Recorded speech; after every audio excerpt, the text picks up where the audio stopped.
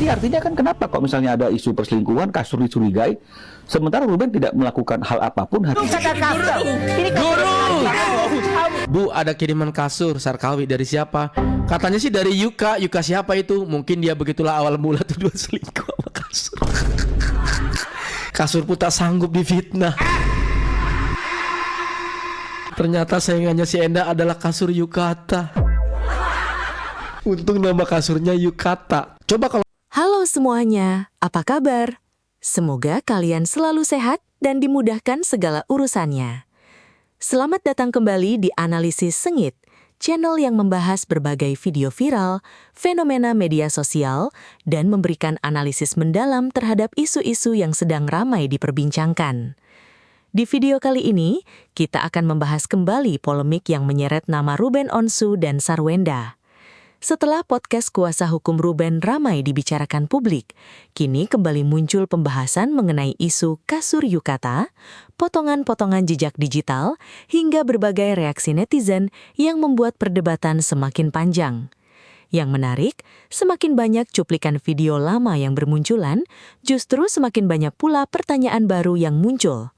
Benarkah semuanya sesuai konteks, atau justru publik sedang melihat potongan-potongan informasi yang memunculkan persepsi berbeda? Semua itu akan kita bahas secara bertahap di video kali ini. Tonton videonya hingga usai, karena saya akan memberikan komentar cukup panjang di bagian akhir video. Yuk, kita tonton videonya. nama kasurnya Miyabi, apa nggak perang dunia ketiga? Apalah lagi story itu anak pungut yang nggak tahu diri. Ruben Onsu, dia kenapa serem amat ucapannya? Kenapa harus ke anak saya? Info yang kenal ibu ini dan alamatnya di mana? Oh, mampus dijemput. Bang Ruben, punten Bang Ruben, kalau bisa dijemput jangan dibawa ke rumah atau diajak ngobrol ya Bang. Jangan juga punten ya Bang, dibawa ke mana? Ke Polres atau apa? Jangan Bang. Ke rumah sakit. Pansus. Oh, aku pansus sama Sarwenda. Iya betul. Enggak, yang ngomongnya itu siapa sih Bang? Pendukungnya si Enda gitu Bang. Bang Ruben katanya pansos sama Sarwenda. Yang artis bener-bener artis itu ya dia. Enda juga kalau nggak nikah sama Ruben mah kagak tahu. Wong dia di Ceribel juga dipecat. Lu masih belum paham-paham aja sih.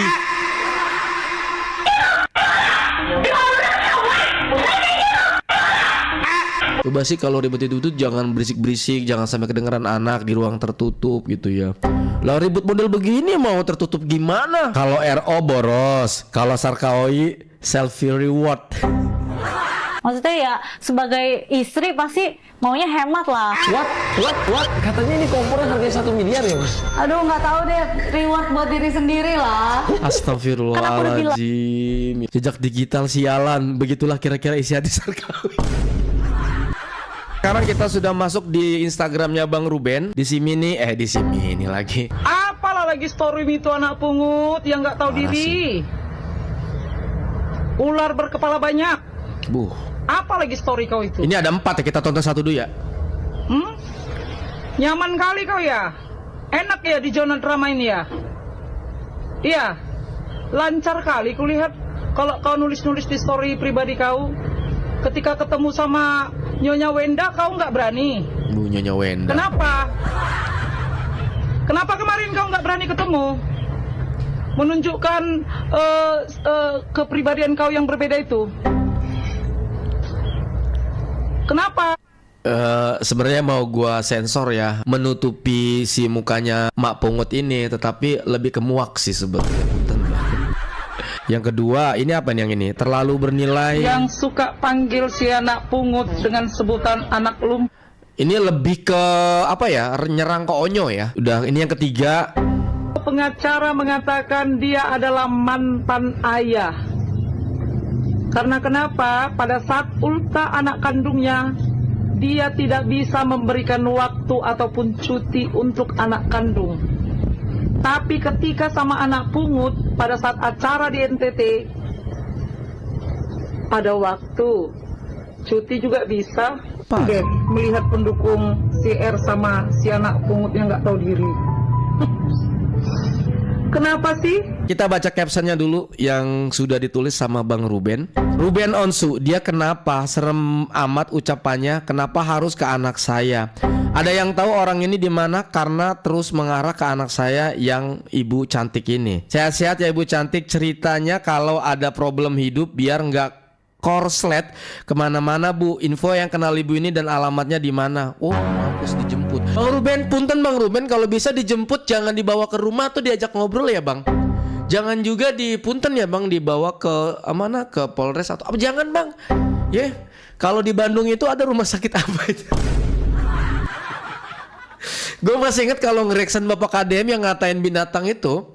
Bapak KDM itu meng-up story dia atau video-video orang itu, kemudian orang itu dibantu dibawa ke rumah sakit jiwa tahu. Ternyata setelah ditelusuri sama timnya Bapak KDM, si orang itu yang ngatain binatang dan segala macamnya itu punya problematik, yaitu dia habis ditinggal sama istrinya gitu. Jadi stres guys.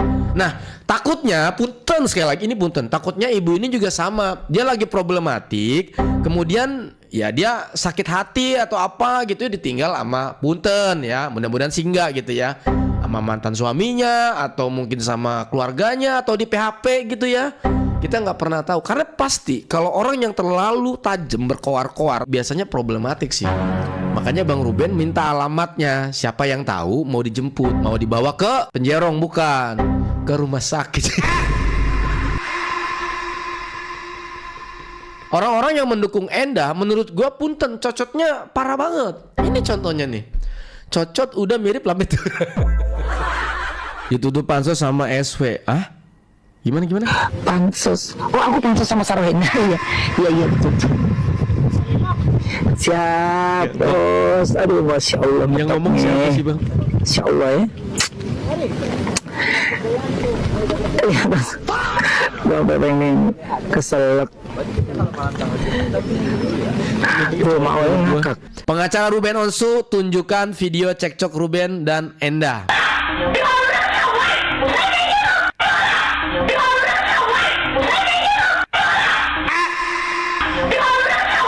Coba sih kalau ribut itu jangan berisik-berisik, jangan sampai kedengeran anak di ruang tertutup gitu ya.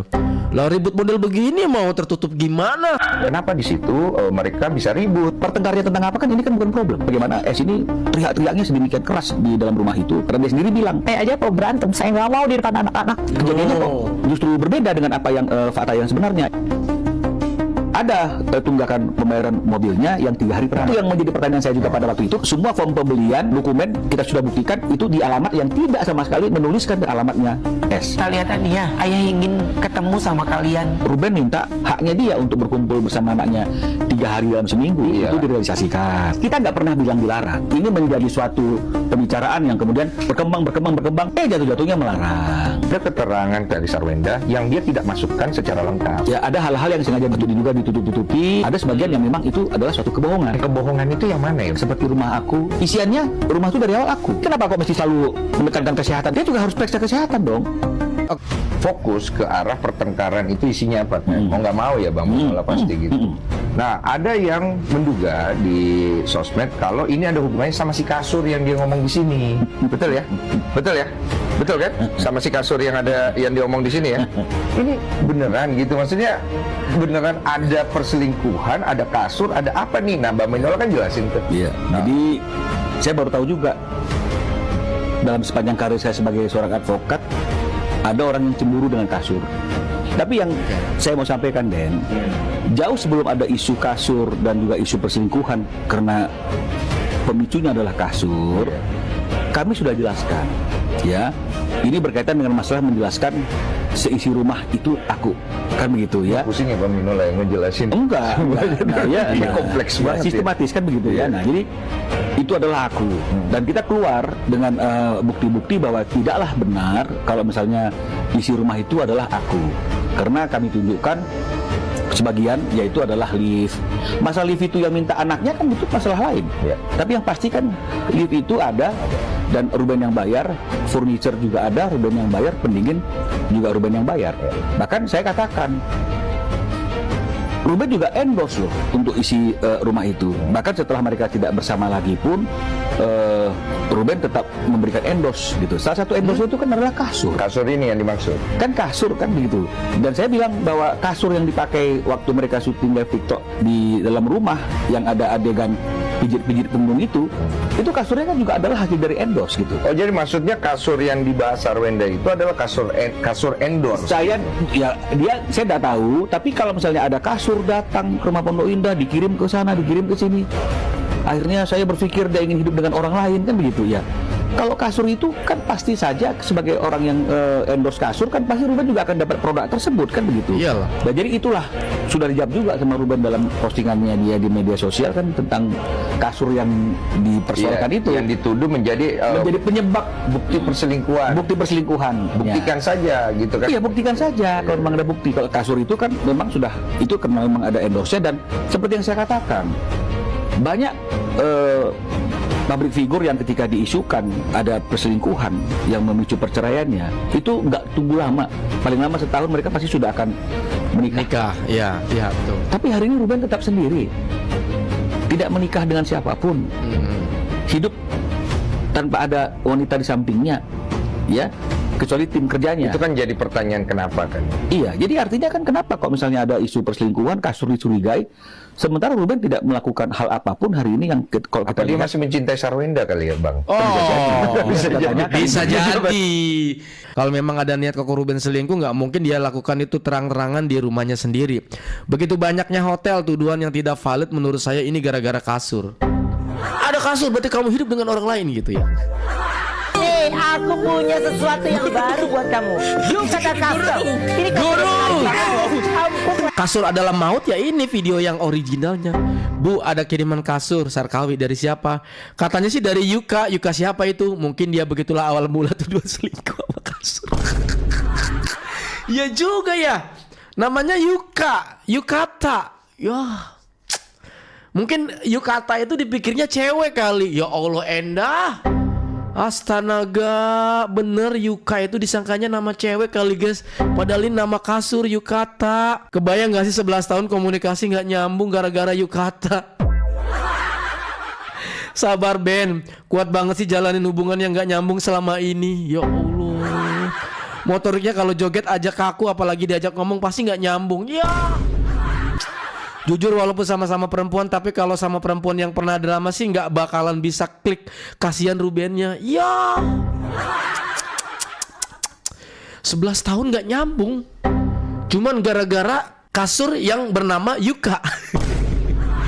Dikata itu Yuka tuh perempuan. Yukata kamu bertanggung jawab.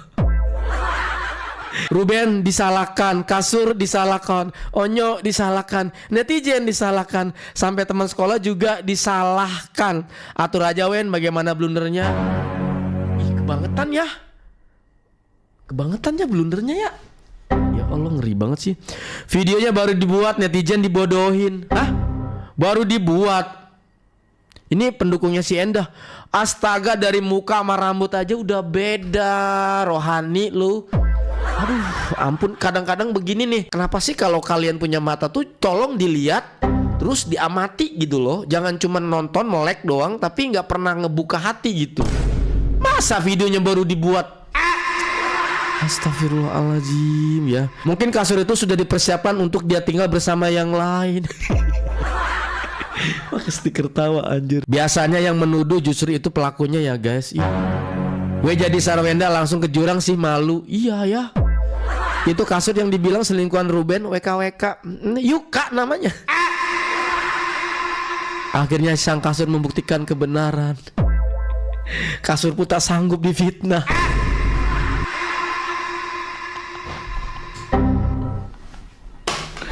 Anjir. Ternyata saingannya si Enda adalah kasur Yukata. Nggak bisa ketawa kenceng guys, kok tenggorokan gue lagi sakit guys. Kasur, oh kasur kamu bikin orang berpikir parno. Pikir si Wenda Yukata itu cewek Jepang gitu kali ya. Untung nama kasurnya Yukata. Coba kalau nama kasurnya Miyabi, apa nggak perang dunia ketiga?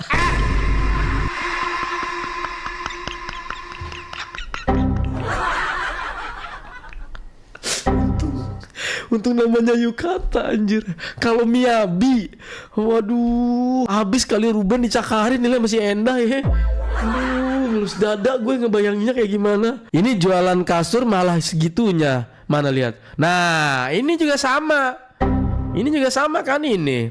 Cuman gue nggak tahu nih kasur yang sama kah gitu, karena statementnya itu kan kasurnya tuh diteruskan gitu loh. Kata si siapa? Pengacaranya itu guys. Ini lebih parah tuh, kayak mau nyeruduk-nyeruduk kayak gitu tuh. Gue pernah lihat videonya ini. Jangan terlalu jujur guru.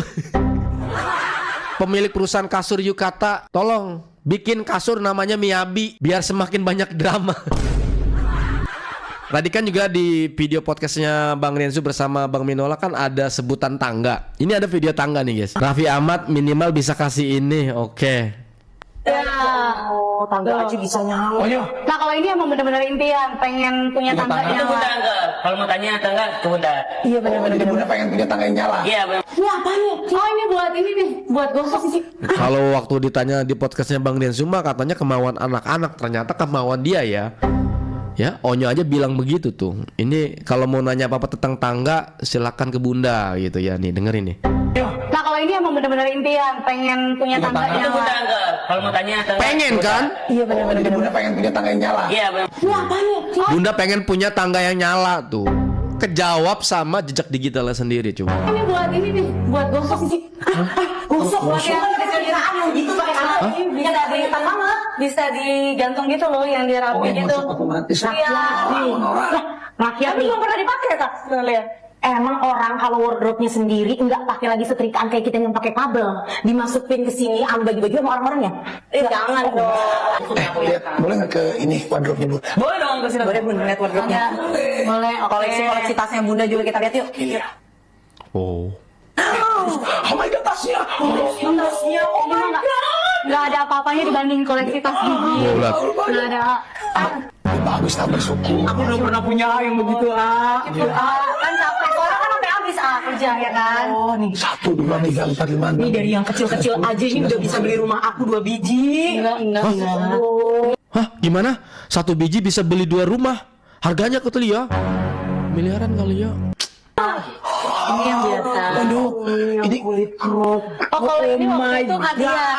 kulit Siapa yang hadiah ini? Aku mau dong temenan sama Mantan suami. buaya. buaya.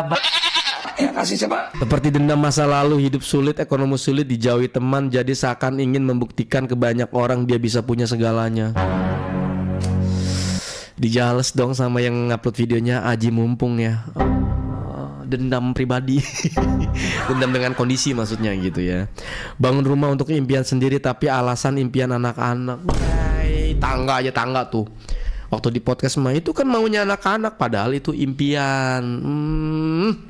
Rumah impian anak-anak emangnya tahu keramik mahal, lebok sianya. Lampu mahal, setrika mahal. Setrikanya itu nggak perlu pakai pembantu. Gosok ini pakai kabel, kagak. Baju dimasukin ke dalam ruangan, set, pencet, tetet, langsung mulus tuh baju. Gosokannya nggak mungkin harganya itu 5 juta, 10 juta, nggak mungkin. Gua nggak percaya itu gosokan. Solo Bang Ruben 11 tahun ya. Semuanya serba mahal. Ruben semoga panjang umur dan karir tetap selalu cemerlang. Masya Allah banget ya. Gue sampai ngelus dada tahu ngelihat yang begitu. Si Rapi kaget padahal bininya banyak tas juga. Ya kan shooting guys, shooting. Dulu katanya nggak pernah mau beliin tas branded, tiba-tiba aja tuh udah segudang.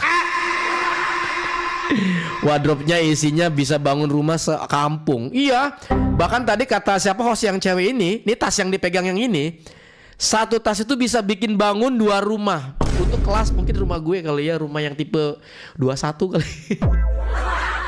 Yang sempit banget gitu ya. Itu bisa bangun 2 rumah. CO ngasih apa? Dibales dong. Garukin.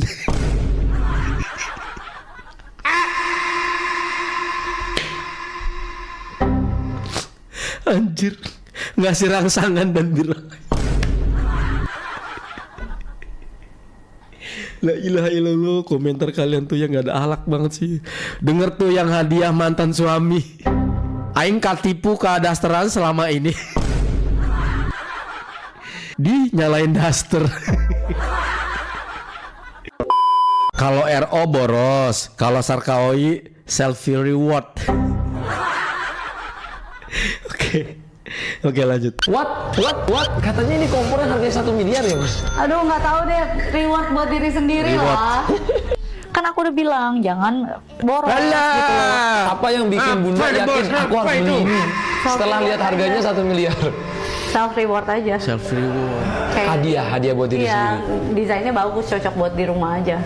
Kok? Maksudnya ya sebagai istri pasti maunya hemat lah. What? Katanya ini kompornya harganya 1 miliar ya, Mas? Aduh, nggak tahu deh, reward buat diri sendiri lah. Astagfirullahaladzim, ya Robi, selfie reward, jejak digital sialan, begitulah kira-kira isi hati Sarkawi. Gua rasa S ini punya 2 kepribadian deh. Hah? Makanya ucapannya nggak sinkron dengan perbuatan.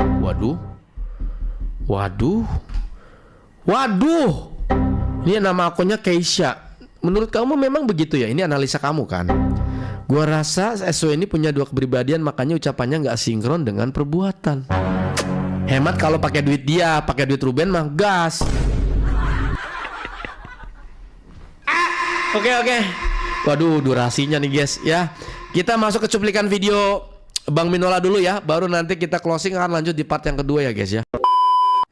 Itulah yang membuat kami menggunakan hak jawab kami, ya mengcounter dan menjelaskan tentang debt collector itu, dan di situ kami mengatakan masa tagihan mobil yang sekitar 47 atau 50 juta yang telah 3 hari itu Ruben lalai untuk membayarkannya, sementara tiap bulan Ruben memberikan nafkah kepada memberikan nafkah senilai dari situ. Ini aja ditanggung jawabi sama Ruben, itu artinya. Masa yang itu aja nggak diselesaikan?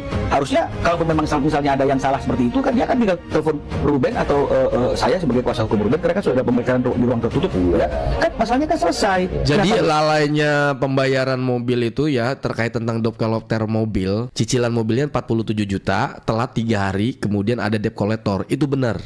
Ya, tetapi inilah yang muncul 200 juta itu guys, gara-gara ini ternyata ya. Itulah yang membuat kami menggunakan hak jawab kami, ya mengcounter dan menjelaskan tentang debt collector itu, dan di situ kami mengatakan masa tagihan mobil yang sekitar 47 atau 50 juta yang telah 3 hari itu Ruben lalai untuk membayarkannya, sementara tiap bulan Ruben memberikan nafkah kepada memberikan nafkah senilai dari situ. Ini aja ditanggung jawabi sama Ruben, itu artinya. Masa yang itu aja nggak diselesaikan?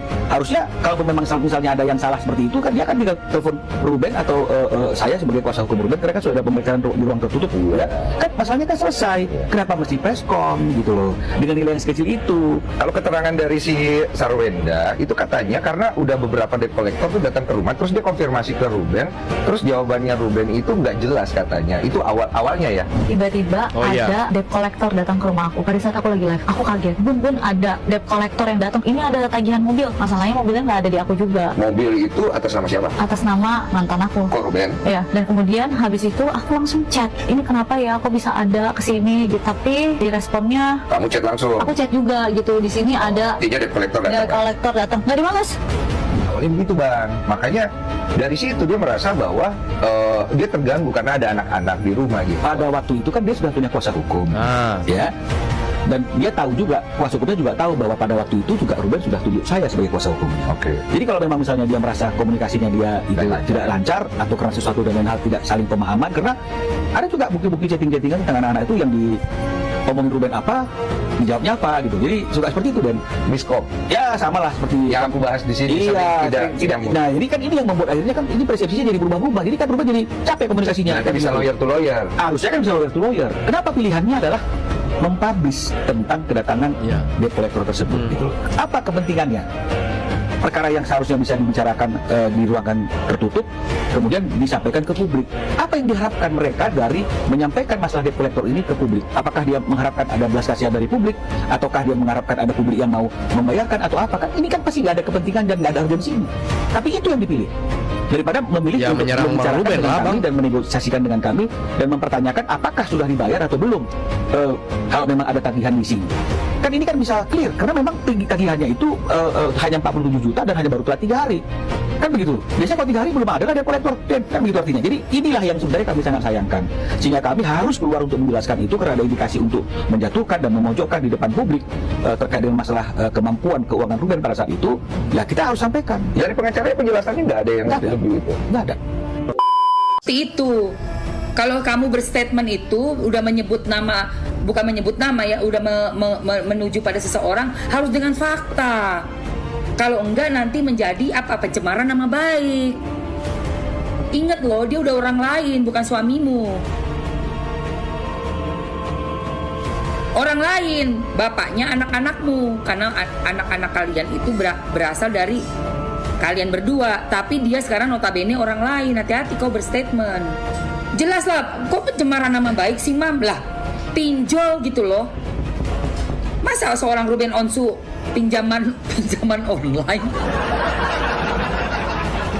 Oh Tuhan, buat mobil lagi, alamak. Nggak boleh kayak gitu ya. Belum lagi buat si anak yang cowok. Kamu udah adopsi anak itu, udah jadi anakmu sendiri.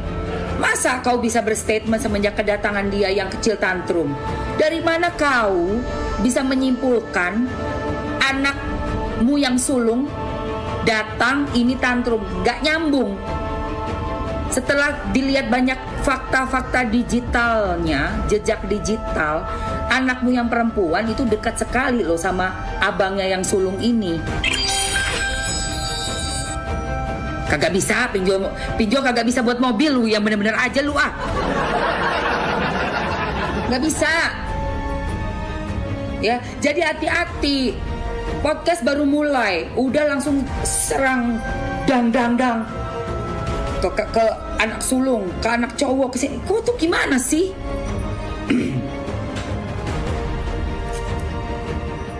Jadi bukannya membuat damai, malah membuat makin rusuh.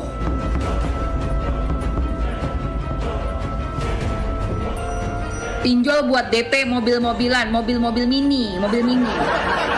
Ya. Pinjol bisa buat DP mobil anak-anak, ya guys. Tuh mobil Ferrari-nya anak-anak tuh, boleh lu pakai pinjol sono. Aduh Tuhan, dia pun mungkin nggak paham pinjol apa kali ya, gue nggak ngerti. Ada yang bilang semenjak kedatangan Betran Veto atau Onyo itu membuat Cici Tania ke psikolog. Pasti kalian sudah lihat kan podcastnya di Densu. Ciwen, kamu pikir kita ini hilang ingatan, gak pernah nonton YouTube? Udah jelas-jelas. Ya betul. Kedekatan Onyo dan kedua adiknya itu rapet. Oh, bener kan? Si Onyo pergi aja sampai ditangisin, ya. Lupa. Coba dicek lagi YouTube-nya deh. Gak usah pakai nangis-nangis. Pakai sedih, anaknya di sekolah dibully siapa? Sini aku kasih tahu deh. Kayaknya Ciwendah itu blunder sama jejak digitalnya sendiri deh. Kata si Mas ini, kasihan anak-anak gitu ya, gara-gara Kak Ruben nampilin bukti bantahan CCTV ya. Itu semua kan si S-nya ngomong blablabla, tapi tanpa bukti, dikeluarin lah bukti. Ini diam juga nggak baik, diam juga kalau terus-terusan dipitnah, terus-terusan diinjek juga nggak baik buat harga diri seorang ayah. Ya, gitu ya.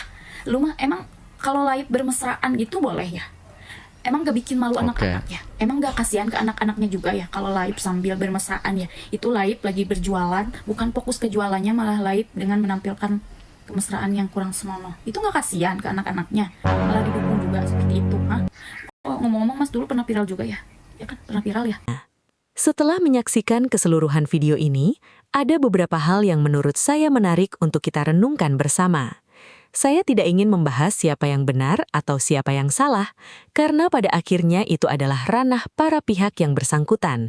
Dan jika ada persoalan hukum, tentu menjadi kewenangan aparat penegak hukum maupun proses hukum yang berlaku. Yang ingin saya soroti justru bagaimana sebuah peristiwa bisa berkembang begitu besar ketika dipadukan dengan media sosial, potongan video, dan reaksi publik. Menurut saya, salah satu pelajaran terbesar dari polemik seperti ini adalah betapa kuatnya jejak digital. Ucapan yang pernah disampaikan bertahun-tahun lalu dapat muncul kembali dalam hitungan menit. Potongan video yang sebelumnya tidak terlalu diperhatikan bisa menjadi viral ketika dikaitkan dengan isu yang sedang hangat. Karena itulah, masyarakat seringkali melihat suatu persoalan bukan hanya dari kejadian hari ini, tetapi juga dari rekam jejak yang pernah terekam di internet.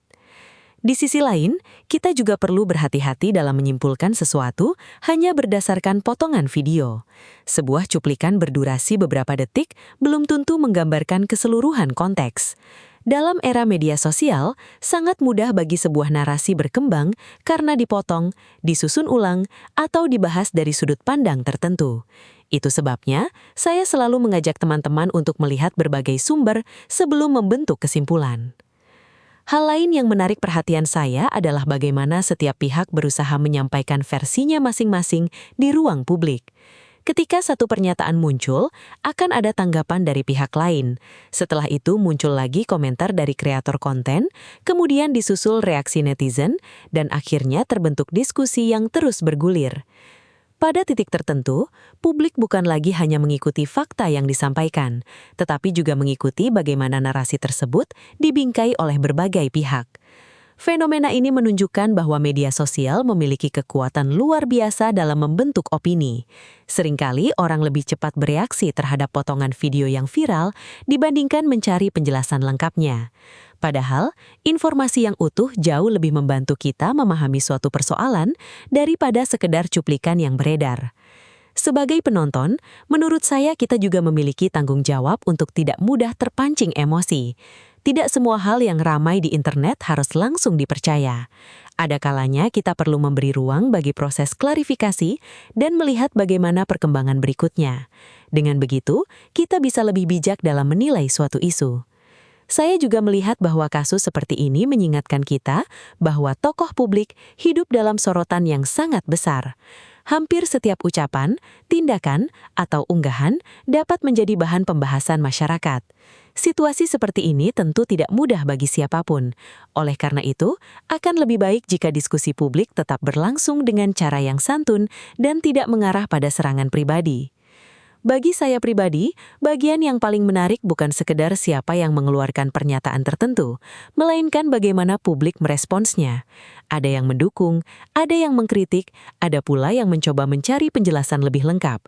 Perbedaan pandangan seperti ini sebenarnya wajar, selama tetap disampaikan dengan menghormati orang lain. Pada akhirnya, saya berharap polemik seperti ini dapat diselesaikan dengan komunikasi yang baik dan bila perlu, melalui jalur yang memang semestinya. Terlepas dari berbagai perdebatan yang berkembang, yang paling penting adalah setiap informasi yang disampaikan kepada publik dapat dipertanggungjawabkan dan tidak menimbulkan kesalahpahaman yang semakin luas. Itulah analisis saya untuk video kali ini. Pendapat saya tentu bukan satu-satunya sudut pandang, dan kalian mungkin memiliki pandangan yang berbeda. Justru itu yang membuat diskusi menjadi menarik. Sekarang giliran kalian. Menurut kalian pelajaran apa yang paling bisa diambil dari polemik yang sedang ramai diperbincangkan ini? Apakah media sosial membantu masyarakat memahami persoalan atau justru membuat sebuah isu menjadi semakin rumit karena banyaknya potongan informasi dan berbagai opini yang beredar? Silahkan tuliskan pendapat kalian di kolom komentar. Mari berdiskusi dengan santun dan saling menghargai perbedaan pendapat. Kalau kalian menikmati analisis seperti ini, jangan lupa klik tombol like, subscribe, dan aktifkan lonceng notifikasi supaya tidak ketinggalan video-video terbaru dari Analisis Sengit. Terima kasih banyak sudah menonton sampai akhir. Sampai jumpa di video berikutnya.